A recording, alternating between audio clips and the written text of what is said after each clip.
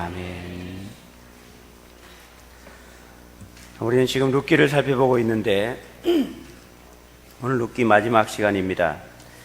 우리가 3장에서는 주의 날개 아래 보호받으러 온 자의 삶이라는 제목으로 말씀을 생각해 보았습니다. 룻이 아주 비참한 가운데 예루살렘에 베들레헴에 찾아왔습니다. 베들레헴에 왔을 때 시어머니가 가만히 보고 룻을 어떻게 해야 되는가 알고 룻에게 이렇게 하라라고 지시를 합니다. 그때 룻이 상식적으로 맞지 않는 부분들이 있는 것 같지만 시어머니의 말에 순종해서 그대로 행하게 되면서 하나님의 은혜를 입는 그런 모습들을 우리가 살펴보고 있습니다. 주의 날개 아래 보호받으러 온 자의 삶을 하나님께서 책임져 주시는데 그 일을 여호와의 열심히 그 일을 이루어 주신다라고 하는 것을 우리가 알게 되었습니다. 우리가 지난번에 살펴본 3장 18절의 말씀 보시면 바로 오늘 본문 앞절입니다. 3장 18절 보시면 이에 시어머니가 이르되 내 딸아 이 사건이 어떻게 될지 알기까지 앉아 있으라. 그 사람이 오늘 이 일을 성취하기 전에는 쉬지 아니하리라 하니라. 룻이 은혜 받고 보호받기 위해서 보아스의 옷자락 이불 밑으로 들어가서 당신의 옷자락으로 여종을 덮어주십시오 라고 얘기하고 돌아왔습니다. 그 이야기를 듣고 시어머니 나오미가 이제 너희는 여기 가만히 앉아 기다려라. 더 이상 너는 할 일이 없다는 뜻입니다. 오늘 그 일을 완전히 이루는 일은 누가 하는가 하면 보아스가 한다는 뜻입니다.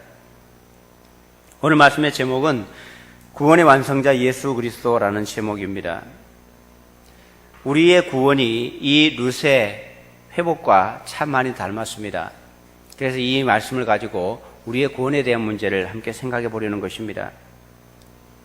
먼저 생각해 볼 것은 룻을 향한 보아스의 마음이 어떠한가 하는 것입니다. 방금 읽은 3장 18절의 말씀에 보시면 보아스가 이 룻을 향한 마음들을 우리가 느낄 수 있고 보아스가 이 룻을 회복하는 일을 스스로 쉬지 않고 그 일을 이루기까지 할 것이다 라고 나오미가 말한 것처럼 4장에는 그 일을 이루어가는 보아스의 모습이 나옵니다. 오늘 4장 1절의 말씀 보시면 보아스가 성문으로 올라가서 거기에 앉아있더니 마침 보아스가 말하던 기업 물을 자가 지나가는지라 보아스가 그에게 이르되 아무개여 이리로 와서 앉으라 하니 그가 와서 앉으매. 곡식 추수를 하고 그날 저녁에 이방 여인 룻이 와서 당신의 옷자락으로 나를 덮어주십시오 라는 그 이야기를 듣고 보아스가 그 여인에게 은혜를 베풀기 위해서 일을 시작하는 것입니다. 아침에 성문 앞에 가서 앉아 있습니다. 이스라엘 백성들이 무슨 재판을 한다든가 특별한 중요한 일이 있을 때 성문에 가서 그 일을 하는, 성문 광장에서 그 일을 하는 것입니다. 거기서 사람을 기다리고 있으니까 기업 물을 자가 지나갑니다. 그를 향해서 잠깐 올라와 봐라 라고 얘기를 하는 것이죠. 그리고 그가 오니까 그 마을에 있는 장로 10명을 청해서 이제 그 앞에서 이 기업 물을 것에 대한 이제 일들을 정리해 가고 있는 것입니다. 보아스가 자기의 열일을 제쳐놓고 와서 이 룻의 문제를 해결하기 위해서 애를 쓰고 있는 장면입니다. 실제로 룻의 기업을 물을 자는 보아스가 아니었습니다. 오늘 본문에도 나옵니다만은 룻의 그런 상황, 나오미의 집에 그런 문제가 있는 것에 대해서 기업 물을 자는 따로 있었습니다. 그래서 그 기업 물을 자를 보아스가 가서 만난 것입니다. 이 장을 설교할 때 제가 말씀드렸습니다만은 기업을 물으려고 하면 3가지 조건이 필요하다고 말씀드렸습니다. 첫째는 친족이어야 합니다. 친족 중에서 그 일을 합니다. 두 번째는 그 기업을 물러줄 만한 능력이 있어야 한다라고 제가 말씀드렸습니다. 세 번째는 친족이면서 그것을 물러줄 만한 그 능력이 있는 사람이 동시에 그것을 물려주려고 하는 마음이 있어야 된다고 말씀했습니다. 능력이 있어도 그것을 물려줄 마음이 없으면 의미가 없는 것입니다. 근데 보아스 앞에 이 기업을 물려줄 만한 사람이 있었는데 그가 오늘 보아스를 만나게 됐습니다. 만약에 그 사람이 이 룻의 나오미의 기업을 그가 물려주게 되면 보아스의 역할은 필요가 없습니다. 그래서 보아스가 그 사람이 이 기업을 물려줄 만한 마음이 있는지에 대해서 지금 묻고 있는 것입니다. 그런데 문제는 이 사람이 기업 물르는 것을 원하지 않습니다. 그래서 이 룻의 기업을 물르는 일이 이 사람에게서 보아스로 넘어오는 과정이 오늘 2절 이하에 나옵니다. 4절의 말씀을 보시면 3절에 보면 보아스가 기업 물을 자에게 묻습니다. 모압 지방에서 돌아온 나오미가 우리 형제 엘리멜렉의 소유지를 팔려한다라고 말. 팔려한다는 땅을 판다는 것보다는 그 권리를 넘겨준다는 것입니다. 나오미와 두 여인은 이제 자식이 없기 때문에 자신에 대해서 끝나면 이 소유지가 누구 것이 될 수도 없는 상황이 됩니다. 그래서 누군가에게 이 권리를 이양해줘야 합니다. 그래서 그 일을 하려고 한다는 것입니다. 4절에 내가 여기 앉은 이들과 내 백성 장로들 앞에서 그것을 사라고 내게 말하여 알게 하려 하였노라. 만일 내가 물으려면 물으려니와 만일 내가 물으지 아니하려거든 내게 고하여 알게 하라. 내 다음은 나요. 나 외에 그 외에는 물을 자가 없느니라. 보아스가 그 사람을 향해서 이 모압 중에서 온 이 여인, 이 사람에게 이 기업을 권리를 사서 대를 이어서 물려줘야 되는데 그걸 내가 하겠느냐? 네가 첫 번째고 네가 모르지 않으면 그 다음은 나다. 그래서 나에게 알게 해달라. 얘기를 하는 것입니다. 그랬더니 그 사람이 하는 얘기가 4절 끝에 보면 자기가 모르겠다고 합니다.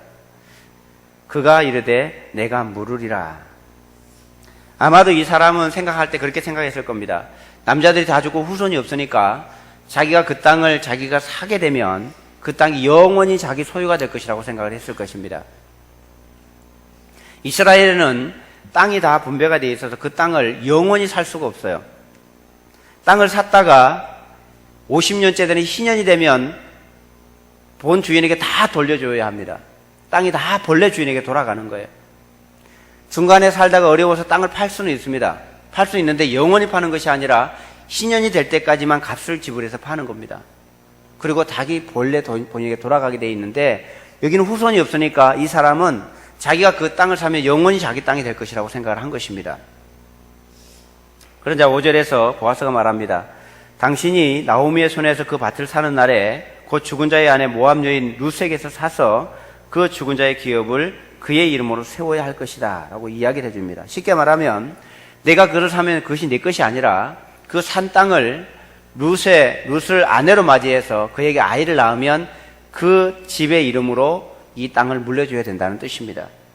그러니까 이 사람이 그러면 6절에 보면 나는 못하겠다. 나는 물으지 못하겠노라. 자기가 손해볼 것 같으니까 안 한다는 것입니다. 친족이면서 능력도 있는데 이 기업을 물려준 일을 안 한다는 겁니다.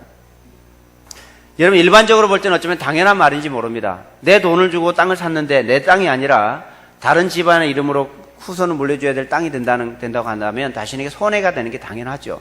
그래서 이 사람이 안 한다는 겁니다. 결국 이 사람의 거부 때문에 이 문제가 보아스에게로 넘어옵니다.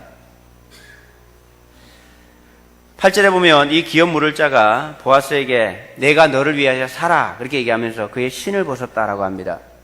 일반적 이스라엘 전통에 의하면 이 기업을 물려줄 자가 자기가 물을 마음이 없으면 신발을 벗어서 줍니다. 그러면 그 신발을 받은 사람이 침을 뱉어 뺨을 때리면서 이 기업을 물려주지 않았다고 자기 할 의무를 하지 않았다고 이제 조롱하는 겁니다. 근데 그런 풍습이 있었는데 지나오면서 아마 그렇게 침을 뱉어 뺨을 때리고 이러진 않은 것 같고요. 그냥 신발을 벗어서 주면서 자기 권리를 포기하는 이제 그런 의식입니다. 이 기업을 물려줄 사람이 자기는 못하겠다고 신발을 벗어서 준 것입니다. 그것을 통해서 이제 이 권리가 보아스에게로 넘어오게 됩니다. 그리고 10절에 보면 보아스가 이제 선언을 합니다. 9절 10절에 보면 장로들과 백성 앞에서 내가 이것을 나오미의 손에서 산 일에 너희가 증인이다. 그리고 말론의 아내 모압 여인 룻을 사서 나의 아내로 맞이하고 그 죽은 자의 기업을 그의 이름으로 끊어지지 않도록 내가 이어주겠다. 이렇게 선포를 하고 사람들이 축복하는 장면입니다. 자, 보십시오. 룻이 어떤 상황이 있었는가 하면 희망도 없고 자신이 어떻게 나갈 방향도 모르고 비참한 상황이 있었을 때 보아스라고 하는 사람에게 도움을 청하고 그 날개밭에 들어갔더니 보아스가 기업 물을 자에게 가서 기업을 물으겠느냐라고 묻고 기업을 물으지 않겠다고 하니까 그것을 사서 보아스가 물려주겠다고 하는 과정입니다.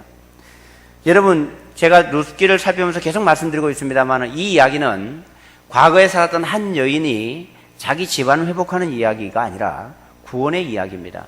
오늘 우리들에게 주는 메시지를 담고 있는 성경이라는 뜻입니다.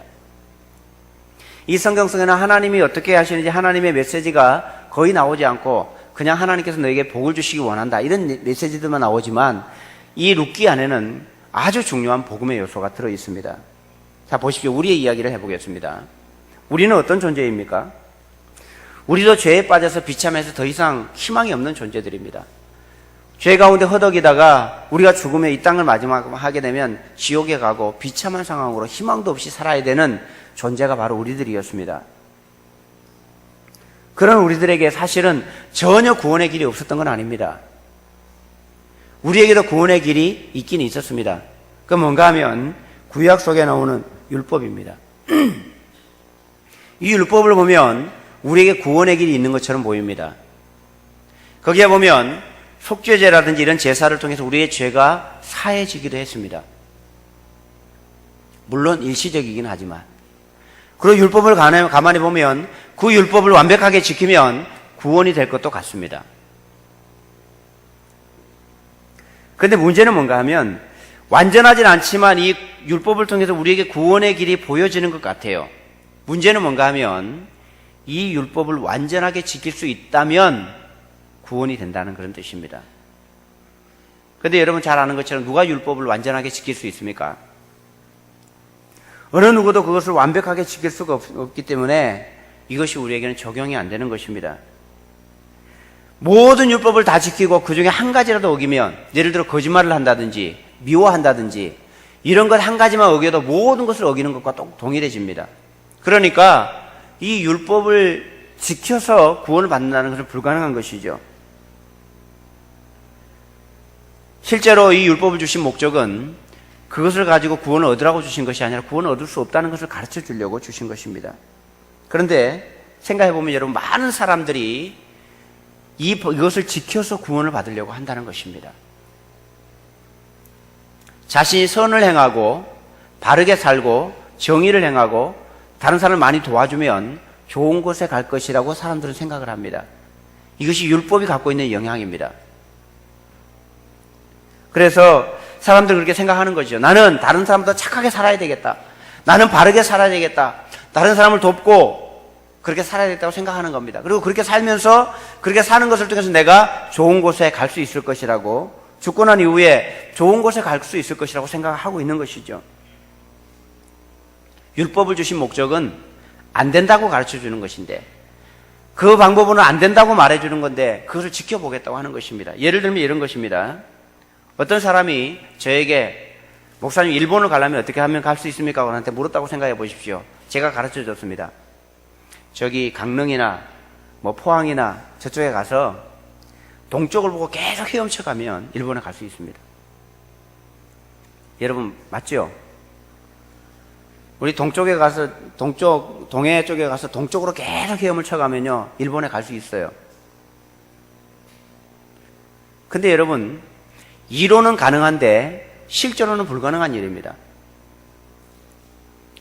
헤엄을 치고 가다가 뭐 탈진해서 죽을 겁니다. 굶어서 죽고 파도에 휩싸여서 죽고 거기를 건너갈 수 있는 사람이 없어요. 이론은 맞는데 방법은 아니에요. 우리가 율법을 완벽하게 지키면 구원을 받을 수 있어요. 그런데 이 세상에 어떤 누구도 율법을 완벽하게 지킬 수 있는 사람이 없어요. 아니, 다 지켜도 불가능한 이유는 우리는 태어날 때부터 죄를 갖고 태어납니다. 그러니까 율법을 지켜서 우리가 구원받는다는 것은 불가능한 이야기예요. 그런데 이론으로 생각해 보면 내가 착하게 살면, 내가 선한 일이라고 바르게 살면 뭔가 좋은 일이 나에게 있을 것 같고 그것이 이성적으로 볼 때에 그것이 타당성이 있어 보인다는 겁니다. 그래서 많은 사람들이 율법을 지켜서 선한 행위를 가지고 구원에 이르려고 합니다. 모든 종교가 그렇습니다. 모든 종교의 근원은 뭔가 하면 착하게 바르게 살아서 내가 내 자신을 고행시켜서 내 마음을 정결하게 만들고 다른 사람을 돕고 다른 사람을 섬겨서 착한 일을 많이 해서 덕을 쌓아서 좋은 곳에 가겠다고 만든 것이 종교입니다. 모든 종교의 근원이 거기에 있습니다. 행위입니다. 행위. 내가 어떻게 사는가에 따라서 내가 구원을 받을 수 있고 좋은 곳에 갈 수도 있고 그렇지 않을 수도 있다는 이야기죠. 그런데 여러분, 성경이 끊임없이 말씀하고 있는 것은 뭔가 하면 그것은 헤엄쳐서 일본을 가는 것과 똑같다는 뜻입니다. 불가능하다는 얘기예요. 그런데 그것이 생각해보면 이성적으로 조금 가능성이 있고 타당성이 있어 보이니까 그것을 붙잡는 거예요. 다른 종교에서 우리 기독교를 향해서 말합니다. 너희 기독교는 이기적이라고. 왜 꼭 예수를 믿어만 구원이 있다고 하느냐? 석가를 믿어도 되고 공자를 믿어도 되고 마호메트를 믿어도 되지 왜 너희들은 너희가 믿는 예수만 믿어야 된다고 말하느냐라고 묻습니다. 여러분, 그럴 수밖에 없는 것이 기독교는요, 행위 종교가 아니에요. 기독교는 착한 일을 위해 해서 천국 가는 것이 아니에요.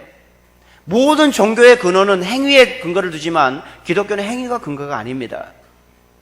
그건 불가능한 거예요. 구원을 위해서 사람이 할 수 있는 일은 아무것도 없습니다. 여러분, 나오미가 룻을 보고 말하잖아요. 룻이 보아스의 옷자락을 덮어달라고 부탁하고 난 다음에 나오미가 룻에게 이렇게 얘기합니다. 너는 이제 더 이상 할 일이 없으니까 가만히 앉아 있어라. 이 일을 이루는 것은 보아스가 할 것이다 라고 얘기하잖아요. 이게 우리의 구원에 대한 아주 중요한 핵심입니다. 모든 종교는 행위 속에 초점을 두고 있어요. 그런데 문제는 뭔가 하면요, 교회를 다니고 예수를 믿는 사람이라고 말하는 사람들 중에도 그런 사람이 있다는 겁니다. 교회를 오랫동안 다니는데도 불구하고 천국은 어떻게 가느냐 물으면 행위를 가지고 내가 착한 일을 하고 성경 많이 읽고 기도 많이 하고 다른 사람 많이 도와줘서 천국 갈 거라고 생각하고 있는 사람들이 교회 안에도 있다는 거예요. 불가능한 방법을 붙들고 그 방법을 가지고 가려고 하는 그것은요, 교회에만 나올 뿐이지 다른 종교를 믿는 것과 똑같아요. 그 예수 믿는 것이 아니에요. 우리가 예수를 믿는다는 것은 행위를 가지고 가는 것이 아닙니다. 성경이 끊임없이 우리에게 말씀해 주는 것이 그겁니다. 성경은 이렇게 선언합니다. 너희는 그 은혜에 의하여 믿음으로 말미암아 구원을 얻었나니 이것은 너희에게서 난 것이 아니요 하나님의 선물이라. 구원은 우리의 행위와 관계가 없이 하나님의 선물로 주어지는 것입니다. 행위에서 난 것이 아니니 이는 누구든지 자랑하지 못한다. 행위와 구원은 관계가 없어요. 룻이 그의 인생이 바꿔지기 위해서 룻이 할 수 있는 일은 아무것도 없습니다. 여러분, 왜 우리에게 예수 그리스도가 구원자가 될 수밖에 없는가? 우리의 구원은 유일하게 예수 그리스도입니다. 우리의 기업 물을 자가 이 룻에게 있었는데 첫 번째 기업 물을 자가 자기는 안 한다고 하는 거예요. 내게 손해가 될까 싶어서 못하겠다라고 하는 것처럼 우리에게 구원의 길처럼 보이는 율법이 우리에게 말하는 겁니다. 나는 너희를 구원해 줄 마음이 없는 거예요. 여러분, 율법은 우리를 구원해 줄 마음이 없습니다. 우리를 구원해 줄 능력이 율법에는 없어요. 왜냐하면 우리의 한계가 그것을 넘어설 수 없기 때문에 우리의 한계를 넘어서도록 율법이 만들어주지 못해요. 율법은 구원하는 방법은 우리에게 제시해 줬지만 우리를 구원으로 이끌어주지를 못해요. 율법이. 룻에게 첫 번째 기업 물을 자가 못하겠다고 한 것처럼 율법은 그 역할을 못하는 것입니다. 그래서 이 권리가 보아스에게 넘어왔잖아요. 우리의 구원의 문제도 율법을 제시가 됐지만 율법이 안 되기 때문에 다음 구원자인 예수 그리스도께로 이양되어서 넘어온 것입니다. 이 룻기가 그것을 우리에게 지금 말하고 싶은 거예요. 6절을 보십시오. 오늘 보면 6절에 보면 그 기업 물을 자가 이르되 나는 내 기업에 손해가 있을까 하여 나를 위하여 물으지 못하노니 내가 물을 것을 내가 물으라. 나는 물으지 못하겠노라 선언합니다. 그리고 8절에 이에 그 기업 물을 자가 보아스에게 이르되 내가 너를 위하여 사라 하고 그의 신을 벗었다라고 말씀합니다. 율법은 여러분 신을 벗었어요. 우리의 구원의 문제에 대해서 율법은 신을 벗었어요. 율법은 우리를 구원해 줄 마음이 없는 겁니다. 자신 스스로가 구원자가 아니라고 스스로 증명해 놓았어요. 율법이 할 수 없는 그것을 예수님께서 하신 것입니다. 로마서 8장 3절 4절입니다. 율법이 육신으로 말미암아 연약하여 할 수 없는 그것을 하나님은 하시나니 곧 죄로 말미암아 자기 아들을 죄 있는 육신의 모양으로 보내어 육신의 죄를 정하사 육신을 따르지 않고 그 영을 따라 행하는 우리에게 율법의 요구가 이루어지게 하려 하심이니라. 율법은 제시해놓고 그 이룰 수 있는 능력이 율법에는 없는데 예수 그리스도를 통해서 율법의 요구가 이루어지도록 하겠다는 겁니다. 그 역할을 하는 분이 누군가 하면 예수님입니다. 우리의 구원의 길은 율법에서 예수님께로 넘어왔어요. 그리고 우리가 할 수 있는 일은 아무것도 없어요. 우리는 그저 앉아서 그분의 날개 아래 들어와서 당신께서 나를 보호해 주시고 내가 당신의 날개 아래 피하러 왔으니 나를 당신의 옷자락으로 덮어주십시오라고 할 수 있는 것 외에는 우리는 없는 거예요. 주님께서 나에게 은혜를 베풀어 주십시오라고 말할 수 있는 것 외에는 우리가 아무것도 없는 겁니다. 여러분, 기업 물을 자는 마음이 없는데 거기 아무리 쳐다보고 나를 도와달라고 해도 소용이 없어요. 율법은 우리를 구원해 줄 마음이 없고 구원할 수도 없는데 내가 율법을 붙들고 나를 살려달라고, 나를 구원해 달라고, 내가 열심히 살겠노라고 아무리 외쳐봐도 소용이 없는 거라는 뜻입니다. 여러분, 율법이 할 수 없기 때문에 우리의 구원의 문제가 예수 그리스도께로 넘어온 것입니다. 여러분, 율법이 우리를 구원할 수 있다면 구약의 제사가 우리를 용서하고 우리 죄를 씻을 수 있고 구약의 율법이 우리를 완전하게 만들어서 구원을 이룰 수 있다면 예수님께서 인간의 몸을 입고 이 땅에 오실 필요가 뭐 있었겠습니까? 그분이 오실 필요가 없었습니다. 첫 번째 기업 물을 자가 룻의 기업을 물러줬으면 보아스는 의미가 없는 거예요. 첫 번째 우리의 기업을 물러줄, 우리를 구원해줄 율법이 완전했다면 그 율법이 우리의 구원을 완성시켰다면 예수 그리스도는 필요가 없는 겁니다. 근데 그 역할을 못한 거예요. 그분이 그 일을 완성하기까지 쉬지 않는다라고 말씀하신 것처럼 여러분, 이 일을 위해서 우리 사람들은 아무것도 한 것이 없어요. 구약의 백성들이 누가 이 구원을 위해서 뭐 한 가지라도 한 것이 있습니까? 하나님 혼자 계획하셨습니다. 주도적으로. 그분이 계획하시고 그분이 메시아를 보내시고 그분이 일하셨습니다. 백성들 의견도 물어보시고 내가 너희의 구원을 위해서 내가 메시아를 보낼 것이다라고 수백 년 동안 예언하고 난 다음에 실제로 그분을 보내시고 그가 와서 십자가에 못 박혀 돌아가는 모든 일을 하나님 혼자서 주관적으로 하셨습니다. 보아스가 룻을 위해서 구원의 그를 회복하기 위해서 일을 한 것처럼 그분의 열심히 이 일을 이루었습니다. 우리가 할 수 있는 건 유일한 건 한 가지입니다. 그분의 날개 아래 들어오는 겁니다. 그분의 보호 아래 들어와서 당신의 옷자락으로 나를 덮어주시고 당신이 나를 긍휼히 여겨주십시오. 여러분, 교회 안에서 내가 착한 일 많이 했다고 나는 좀 하나님을 괜찮을 것이라고 여러분 생각하지 마십시오. 오직 하나님의 은혜고 오직 하나님의 구원은 우리의 행위와 관계가 없다는 것입니다. 그렇다고 우리가 마음대로 살아야 되느냐, 그런 뜻은 아닙니다. 우리의 행위과 구원과는 관계없다, 그런 뜻입니다. 예수 믿는 사람은 행위가 중요합니다. 그러나 구원과는 관계없는 겁니다. 구원받고 난 이후에 우리가 그 말씀을 따라 사는 것은 너무나 중요하지만 그 행위 때문에 구원받는 것은 아니라는 뜻이죠. 여러분, 룻이 보아스를 통해서 어떤 존재가 되었습니까? 13절 말씀 보시면 이에 보아스가 룻을 맞이하여 아내로 삼고 그에게 들어갔더니 여호와께서 그에게 임신하게 하심으로 그가 아들을 낳은지라. 여러분, 룻의 인생이, 새로운 인생이 시작되었습니다. 남편도 죽고 후손도 없고 가진 재산도 없고 기댈 데도 없는 그야말로 비참하고 이방 여인이었던 그가, 살아갈 일이 막막하고 어려운 그가 보아스의 옷자락 밑으로 그 날개 아래 보호해달라고 들어온 이후에 그의 인생이 변합니다. 희망이 없던 그가 유력한 집안의 안주인이 되었습니다. 나오미가 물어봤잖아요. 보아스를 만나고 내 딸아, 내가 어떻게 되었느냐? 그때 너는 누구냐라고 물었다고 제가 말씀드렸습니다. 네가 어떤 존재가 되었느냐? 그 질문 그대로 이 룻이 볼품 없고 자격도 없고 희망이 없었던 그가 보아스와의 관계 속에서 새로운 인생이 시작되게 된 것입니다. 여러분, 이 일을 위해서 룻이 한 일은 아무것도 없습니다. 그 자신이 어떤 능력이나 특별한 것이 없이 보아스와의 관계 때문에 유일하게 그 관계 하나만 가지고 룻의 인생이 새롭게 됩니다. 그리고 21절을 보시면 4장 21절입니다. 살몬은 보아스를 낳았고 보아스는 룻에게서 오벳을 낳았습니다. 오벳이 룻의 아들입니다. 또 22절을 보시면 오벳이 누구입니까? 오벳은 이새를 낳고 이새는 다윗을 낳았더라. 다윗 왕의 할아버지입니다. 여러분, 룻은 단순히 그냥 홀로 살다가 한 남자를 만나서 낳고 행복하게 살았다고 하는 것을 우리에게 말해주는 성경이 아닙니다. 이 룻기는 우리에게 우리의 구원이 어떻게 이루어지는지, 우리의 구원의 예정을 통해서 우리 존재가 어떤 것인지를 우리에게 지금 말씀해주고 있는 겁니다. 성경에 보면 그런 예들이 몇 가지 나오죠. 솔로몬과 술라미 여인의 이야기입니다.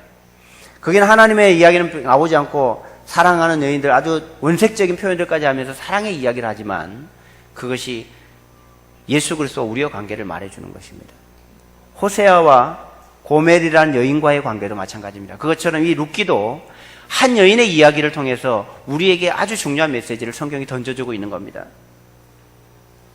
이 룻기를 통해서, 보아스를 통해서 변화된 룻을 보면서 우리에게 성경이 묻고 있습니다. 너는 누구냐라고 묻고 있는 것입니다. 저와 여러분을 향해서 너는 누구냐라고 묻고 있는 겁니다. 사랑하는 성도 여러분, 여러분 누구세요? 예수 그리스도의 관계 속에서 우리가 새로운 인생이 되었는지, 나는 여전히 비참한 죄 가운데 빠져있는 희망이 없는 존재로 살아가고 있는지 주님께서 묻고 있습니다.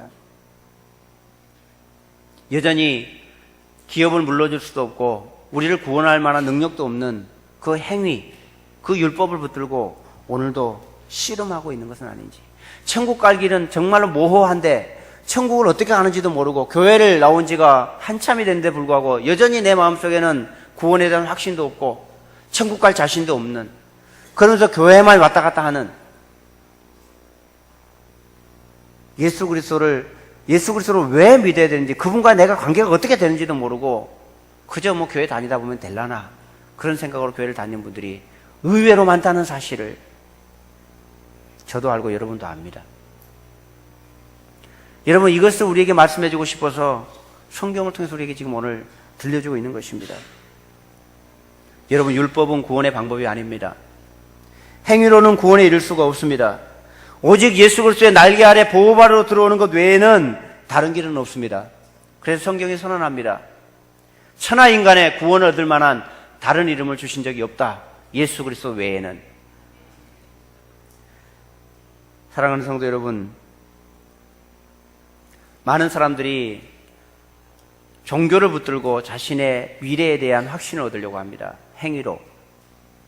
절대로 될 수 없는 일입니다.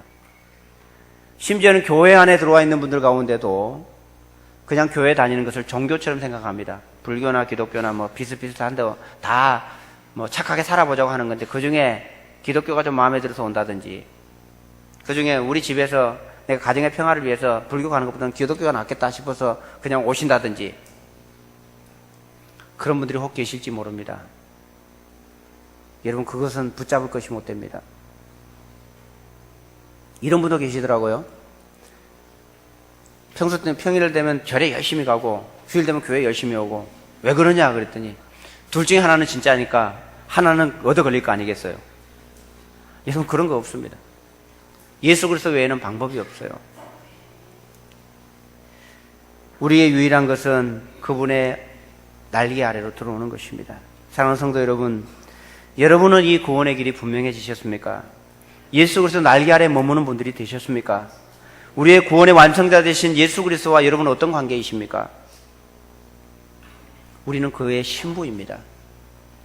룻이 보아스의 신부가 되면서 그의 인생이 바뀌는 것처럼 예수 그리스도가 우리의 신랑이 되시고 우리가 신부가 되는 겁니다. 그분과 부부의 관계가 되는 것처럼 밀접한 관계가 될 때 예수 그리스도를 통해서 우리가 구원에 이르는 통로가 되는 것입니다.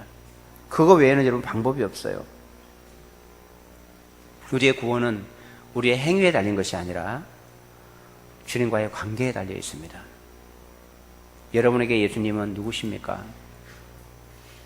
그저 과거에 살았던 착한 길을 보여주는, 이렇게 살라고 말씀해 주셨던 위대한 선지자, 위대한 선생님의 한 분이십니까? 여러분의 주인 되시고 여러분의 구세주가 되셨는지, 그것을 우리가 이 룻기가 우리에게 묻고 있는 겁니다. 너에게, 룻에게 보아스가 있는 것처럼 너에게는 예수 그리스도가 누구냐라고 묻고 있는, 이 질문에 대해서 분명한 답을 가지시고 천국 백성으로 하나님의 은혜의 백성으로 살아가는 우리 모두가 되기를 주님의 이름으로 축복합니다. 우리 함께 잠깐 기도하기 원합니다. 우리 자신의 구원의 문제가 분명해지고 내가 예수 그리스도와 분명한 관계가 되는 분들은 감사의 기도를 드리십시오. 혹 나의 마음속에 아직도 예수 그리스도와 관계가 분명하지 않아서 나는 도대체 뭔가 고민하고 있는 분들이 있다면 예수 그리스도가 나의 생명 되도록 주님, 내가 주님의 그 날개 아래 보호받으러 들어가는 존재가 되게 해달라고 우리 자신을 위해서 같이 한번 기도하겠습니다. 기도합니다. 하나님 아버지 감사합니다. 우리